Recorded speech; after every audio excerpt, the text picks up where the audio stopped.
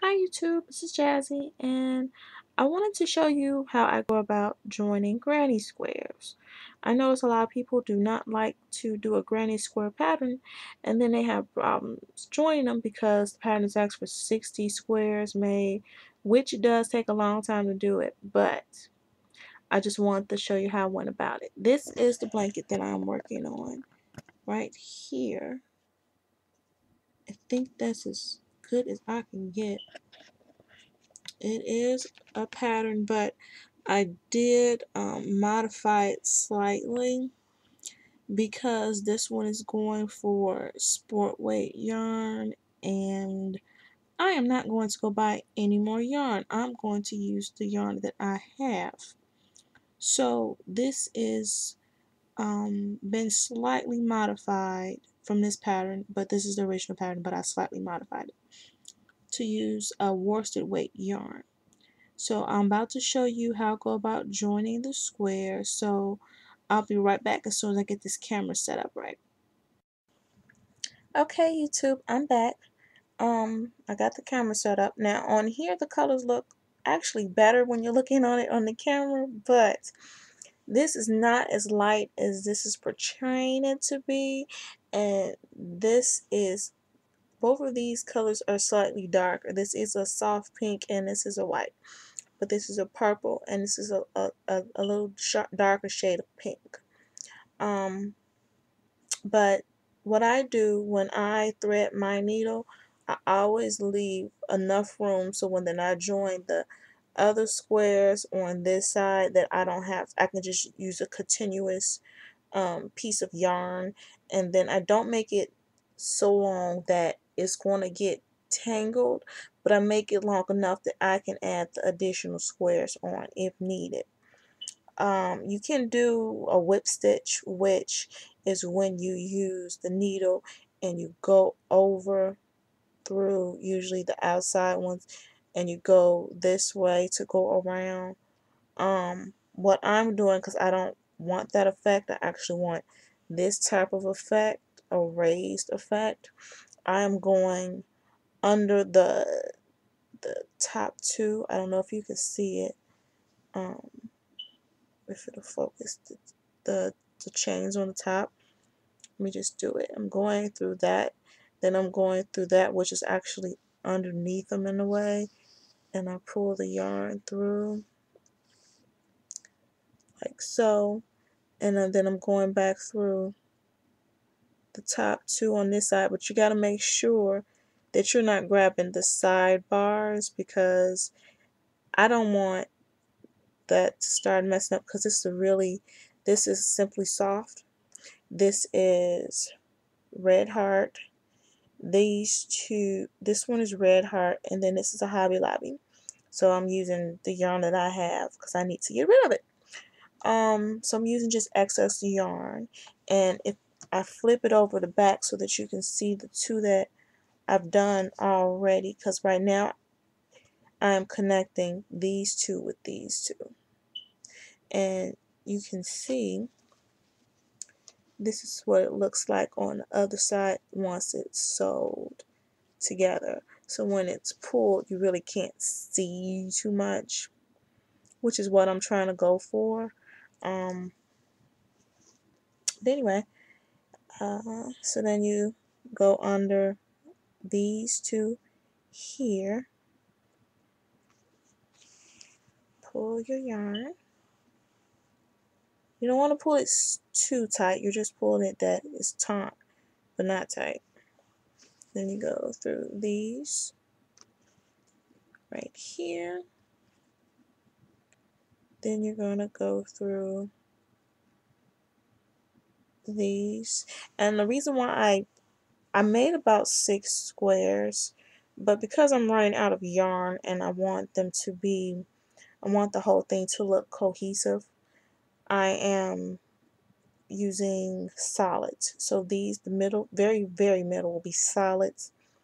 And then outside of that, I'm going to use these. Now on here it looks totally white. I don't know why, but it looks totally white. But actually this is pink and this is white. So if I move this over it's going to be like pink and white here, here, but I might change it. I'm not sure. But when I put the whole blanket together, I will show you. But as of right now, the middle is complete. But as I complete um 4 more squares in this color, we'll see what we have. The only color that is going to be a odd man out really in this blanket is this one.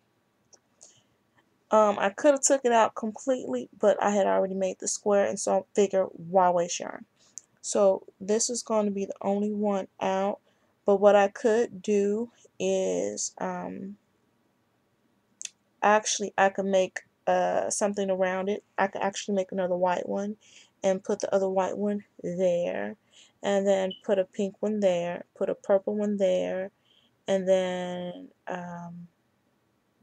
some kind of way make this like the very middle and have the other ones around it, because it will come to a point where I'm going to do the edges totally different than what that pattern is.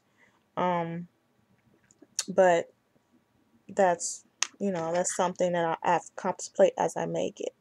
Because this is really just going to be a blanket she can use, because it is worsted weight, and it's starting to get cold here in Chicago, so this is just a blanket that she can use when it starts to get cold. Because even though it has holes in the blanket, that one, because she's not gonna use this as her primary blanket, but something to throw over on top of the other one so the baby can be warm. Because these blankets, whether they have these little gaps in the middle or something like that, they're still pretty warm. Because I usually make blankets, either I sell them and I do that in my e-creator, or I make them as gifts.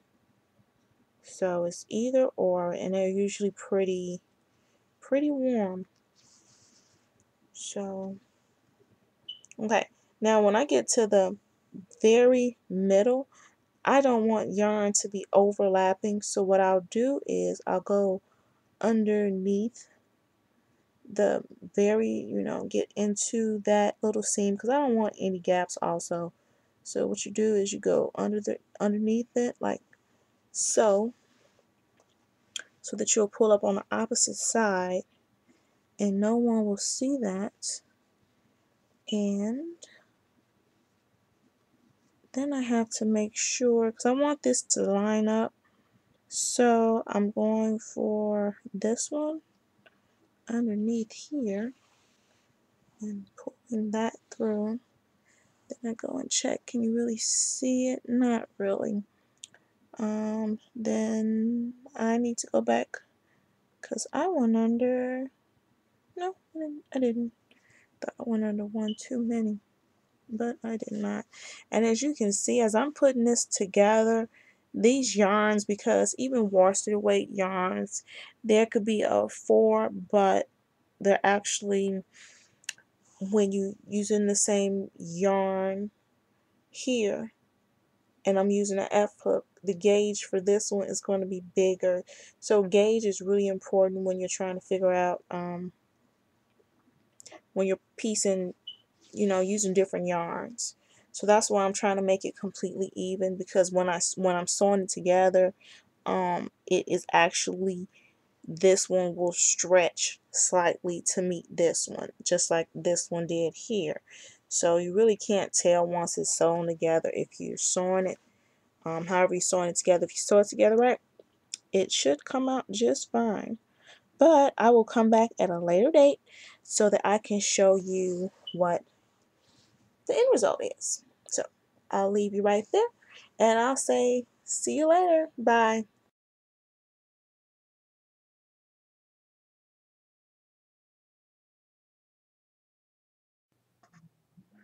Hi, at the last minute, I decided to add this video on, just so that you can see so far what the blanket looks like. I mean, I went through all the trouble of showing you how to join the squares together. Might as well show you what the blanket looks like. So this is the middle. Sorry, I just smushed that. But this is the middle, and that I joined together with the purple and white, pink and white, and the regular white. But yeah, that's just the whole picture so far. Later on, when I actually finish it, I'll do a video just of the finished product. Um, my cousin wants a really big blanket. Normal baby blankets don't be that wide. Most of them are, 36 or so inches, but she wants a really big one, so I'm still working on that. But like I said, I'm using yarn and a half. So, okay, bye.